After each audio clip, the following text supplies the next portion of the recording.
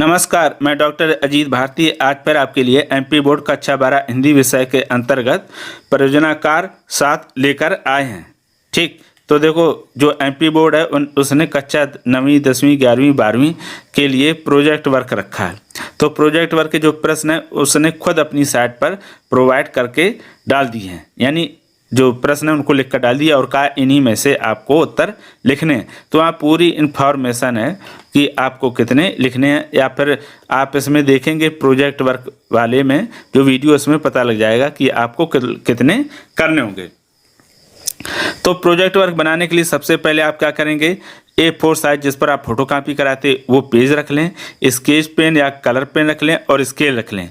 तो first page पर क्या करोगे, आप इस तरह से डिजाइन बना लोगे जो आपको अच्छे आसानी से और अट्रैक्टिव बनानी आती है। तो कंप्यूटर से हमने बना दी है इसलिए अच्छी बन जाती है। ठीक, तो हमने 2 वीडियो प्रोजेक्ट से रिलेटेड हाथ से भी बनाकर डाले हैं, वहाँ जाकर देख सकते हो। अब तो सबसे पहले क्या करेंगे, फ्रंट पेज पर डिजाइन बनाने के बाद स्कूल का नाम लिखोगे।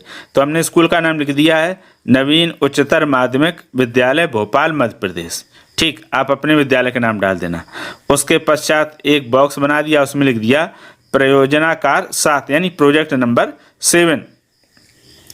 उसके बाद अब आ जाता है नाम लिख दोगे, तो नाम लिख दिया विवेक यादव, कक्षा 12वीं। रोल नंबर अगर दिया है तो आप लिख दो, नहीं दिया तो छोड़ दें। विषय हिंदी। ठीक, ये इतना कर लोगे और चाहो तो इसके सामने अपने शिक्षक का भी नाम लिख सकते हो। उसके बाद फिर लिखेंगे हम प्रोजेक्ट का प्रश्न। तो प्रश्न नंबर है 7, जो प्रोजेक्ट करोगे उसका वही नंबर लिखेंगे। तो इसमें देखो लिख देंगे इस तरह से, किसान अपने व्यवसाय से पलायन कर रहे हैं, इस विषय पर एक संक्षिप्त निबंध लिखिए। देखो किसान का व्यवसाय क्या है, खेतीबाड़ी। पलायन का अर्थ होता है खेतीबाड़ी करना बंद करके शहरों में जाना। ठीक, अपने मूल स्थान को छोड़ना ही पलायन कहलाता है। तो ये सत्र कौन सा है, 2022-23। अगर आपका 22-23 है तो 22-23 डालें या जो भी है। अब फिर एक पेज फ्रंट पेज बता दिया, अब आता सेकंड पेज में भी ऐसी डिजाइन बना लेंगे और डाल देंगे परियोजनाकार 7 यानी प्रोजेक्ट नंबर 7। अब उसमें क्या करेंगे, उत्तर लिखेंगे सबसे पहले। तो उत्तर में हमने लिख दिया ब्लैक पेन से निबंध लेखन। ठीक है, फिर उसके बाद लिखेंगे शीर्षक। तो शीर्षक में क्या लिख देंगे, किसानों का पलायन। ये हो गया। अब उसके बाद नीचे लिख देंगे रूपरेखा, ये इस तरह से। ठीक है, अब रूपरेखा कैसे लिखेंगे, पहला लिखेंगे भूमिका, दूसरा लिखेंगे किसान और पलायन, तीसरा लिखेंगे किसानों के पलायन का कारण, चौथा लिखेंगे किसानों के पलायन के उपाय, पांचवा लिखेंगे उपसंहार।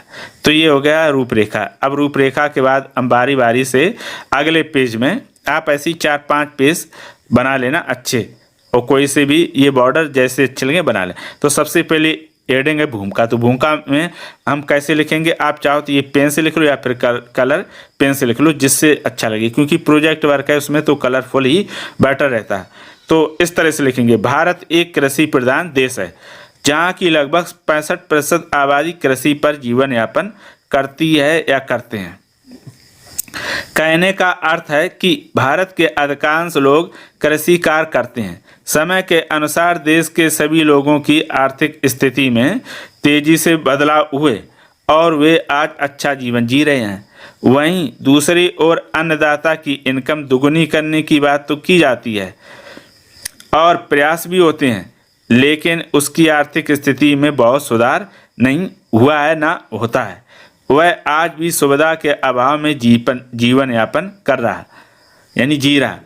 उसकी चिंता तो सभी को सताती है, परंतु जमीनी कहानी उसकी वर्षों से वैसी ही चली आ रही है। फिर आगे लिखेंगे पैराग्राफ छोड़कर, कई बार सूखा और बाढ़ के कारण उसे बहुत हानि उठानी पड़ती है। फिर वह निराश होकर क्या करता है, शहर जाकर मजदूरी करने के लिए विवश हो जाता है। अब फिर दूसरा बिंदु लिखेंगे हेडिंग डालकर, किसान और पलायन। तो लिखना शुरू करेंगे, किसान को हम अन्नदाता और जीवनदाता जैसे सुंदर वर्णों से उसे नवाजते हैं। गुरु नानक ने तो खेती करने वाले को सबसे श्रेष्ठ माना है। शायद उनके समय में किसान श्रेष्ठ ही रहा होगा, परंतु आज उसकी स्थिति पहले से बदली हुई है। किसान पहले भी लोगों की भूख मिटाने के लिए धरती का सीना चीरकर पूरे संसार का पोषण करता है या करता था, जिसका सबसे बड़ा प्रमाण कोविड-19 वायरस महामारी के समय देखने को मिला। जो सारे संसार का पेट भरता है, आज उसकी दशा संतोषजनक नहीं है। वह आज अपने किसानी कार्य से बहुत खुश नहीं है। आज देश का कोई किसान अपनी संतान को किसान नहीं बनाना चाहता है। वह शहर के चकाचौंध का दीवाना होता है। खुशी और सुख की तलाश के लिए वह शहर की ओर पलायन करता है। वहाँ सुख और शांति की तलाश में आता जरूर है, लेकिन उसे उसके लिए कड़ी मेहनत करनी पड़ती है। अब आता अगला बिंदु नंबर 3 लिखेंगे किसानों के पलायन का कारण। तो इसमें उत्तर लिखेंगे, एक समय में किसान अपने गांव में खुशहाल जिंदगी जीते थे। समय परिवर्तन के साथ सब बदला, नहीं बदला तो किसान और उसकी जिंदगी। फिर आगे, बाजार की चकाचौंध और पूंजीवाद के कारण उसकी सोचने समझने का भाव बदल गया है।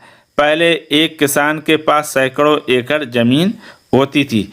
धीरे धीरे परिवार बढ़ने के कारण जमीन छोटी होती गई, जिसके कारण वह अपने गांव से पलायन कर जाता है।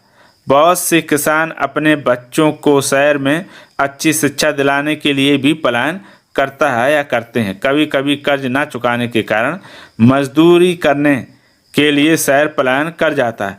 किसान का पलायन करने के ऐसे अनगिनत कारण हैं, हमने सिर्फ यहाँ मुख्य लिख दिए हैं।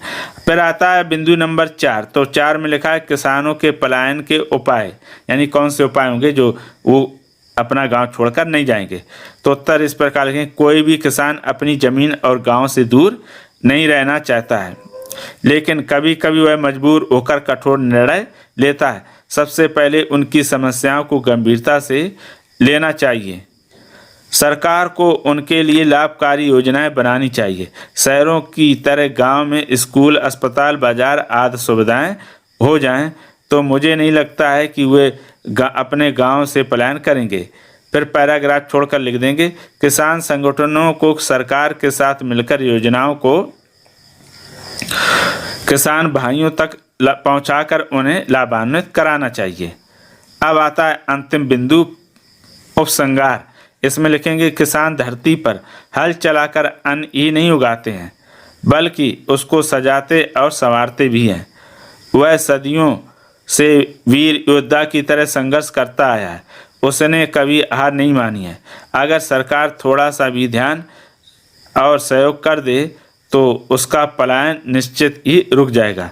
उनका जीवन पहले की भांति सुख शांति और आनंद से बीतने लगेगा। तो ये होगा निबंध पूरा समाप्त। अगर इसको आप चाहते हैं पढ़ना या लिखना तो आप www.hindibharati.in पर जाकर देख सकते हैं। मैं इसे कुछ दिन में ही अपलोड कर दूंगा।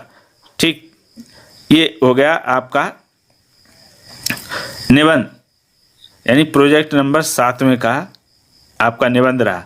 अब मैंने प्रयास पूरा किया है, कहीं से कोई नकल नहीं की है, मन से लिखा है। आप भी इसी तरह से अपना प्रोजेक्ट वर्क बना सकते हैं। अगर किसी प्रकार की कोई समस्या तो हमें कमेंट करें।